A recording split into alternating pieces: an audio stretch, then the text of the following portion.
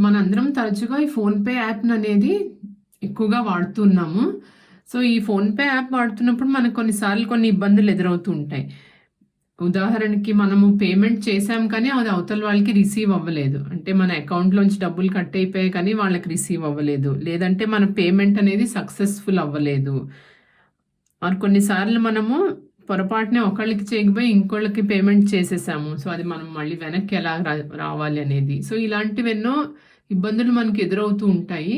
So, అవన్నీ కూడా మనం ఈ ఫోన్‌పేలో మనము కంప్లెయింట్ అనేది రిజిస్టర్ చేసుకోవచ్చు. సో, మనకి ఎలాంటి ఇబ్బందొచ్చినా ఫిర్యాదు చేయడం అనేది మనము ఈ ఫోన్‌పే యాప్‌లోనే ఎంటర్ అయ్యి మనం చేసుకోవచ్చు. సో, అది ఎలా చేయాలో ఇప్పుడు చూద్దాము. సో, ముందుగా మీరు మీ ఫోన్‌పే యాప్‌ని ఓపెన్ చేసుకోండి. ఓపెన్ చేసిన తర్వాత ఇప్పుడు ఈ కంప్లెయింట్ అనేది ఎక్కువ చాట్ బేస్డ్ ఉంటుంది. అంటే మనం ఏమి ఇక్కడ అన్ని ఆప్షన్స్ వస్తాయి సెలెక్ట్ చేసుకోవడం అలా అంతా చేయవలసి ఉంటుంది. సో, మీకు ఇంగ్లీష్‌లో గనుక మీకు కంఫర్టబుల్‌గా లేదంటే మీరు తెలుగులో కూడా మార్చుకోవచ్చు. సో, తెలుగులో మీ లాంగ్వేజ్ మార్చుకోవాలంటే గనక ఇక్కడ ఈ ప్రొఫైల్ పిక్చర్ ఉంది కదా! ఎడమ చేతి వైపు పైన దాని మీద క్లిక్ చేయండి. క్లిక్ చేసి ఇలా కొంచెం కిందకి స్క్రోల్ చేసుకుంటే ఇక్కడ లాంగ్వేజెస్ అని ఉంది చూడండి. సెట్టింగ్స్ అండ్ ప్రిఫరెన్సెస్‌లో లాంగ్వేజెస్ అని ఉంది కదా! ఇది సెలెక్ట్ చేసుకుంటే గనక మీరు ఇక్కడ మీ లాంగ్వేజ్ అనేది మార్చుకోవచ్చు. ఇక్కడ తెలుగు అని కనిపిస్తుంది కదా! ఈ తెలుగు అనేది మీరు సెలెక్ట్ చేయొచ్చు. మీకు ఇంగ్లీషే పర్వాలేదంటే ఇంగ్లీష్‌లో అయినా మీరు చేసుకోవచ్చు. లేదంటే తెలుగు కావాలంటే మార్చుకోవచ్చు. సో, తెలుగు మారుద్దాము. కొనసాగించు అని ఇక్కడ కంటిన్యూ అని దీని మీద ప్రెస్ చేద్దాం. సో, ఇప్పుడు మనకి ఇక్కడ స్క్రీన్‌లో అన్నీ కూడా మనకి ఇక్కడ తెలుగులో కనిపిస్తున్నాయి. సో, ఇప్పుడు మనము మన కంప్లెయింట్ అనేది ఎలా నమోదు చేసుకోవాలో చూద్దాం. ఇక్కడ ఈ క్వెషన్ మార్క్ అనేది కనిపిస్తుంది కదా! ఈ పైన రైట్ సైడ్ టాప్‌లో కుడి చేతి వైపున దాని మీద క్లిక్ చేయండి.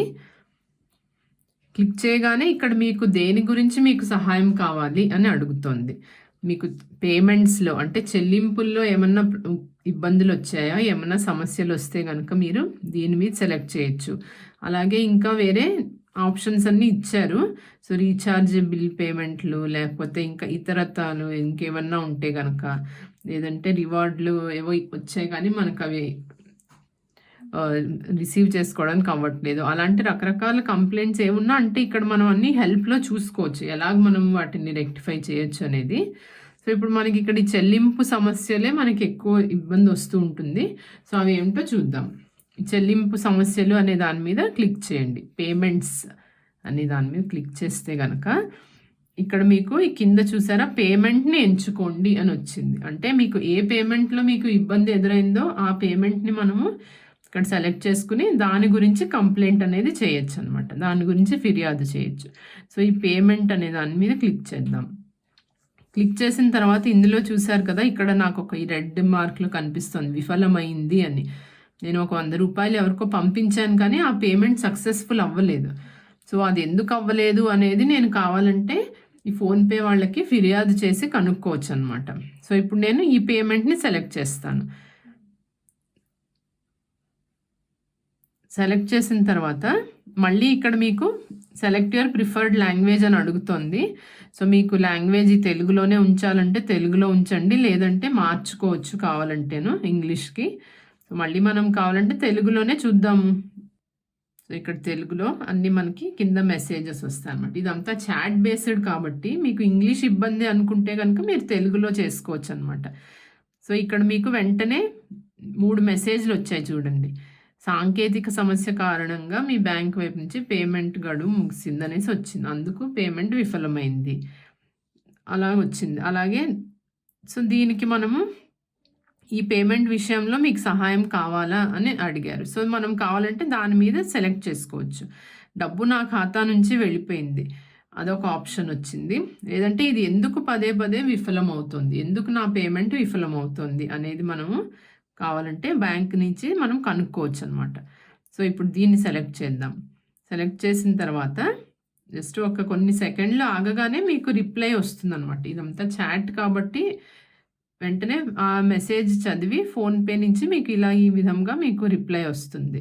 సో, ఈ పేమెంట్ మీకు ముఖ్యమని పూర్తిగా అర్థం చేసుకున్నాం. అవన్నీ చదివి సో, మీకు ఎందుకు పేమెంట్ విఫలమైంది అనేది గురించి మరింత తెలుసుకోండి అంటే గనక మీరు ఇక్కడికి దీని మీదకి సెలెక్ట్ చేయొచ్చు.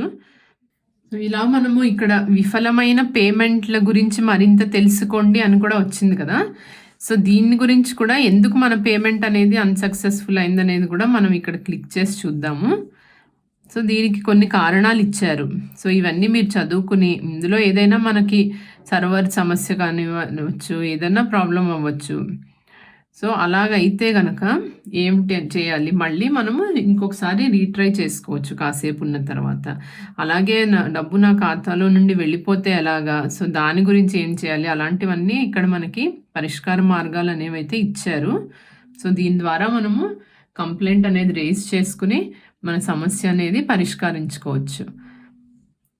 సో, ఈ వీడియో గనుక మీకు నచ్చితే లైక్, షేర్ అండ్ సబ్స్క్రైబ్ చేయండి ఫ్రెండ్స్. Thank you.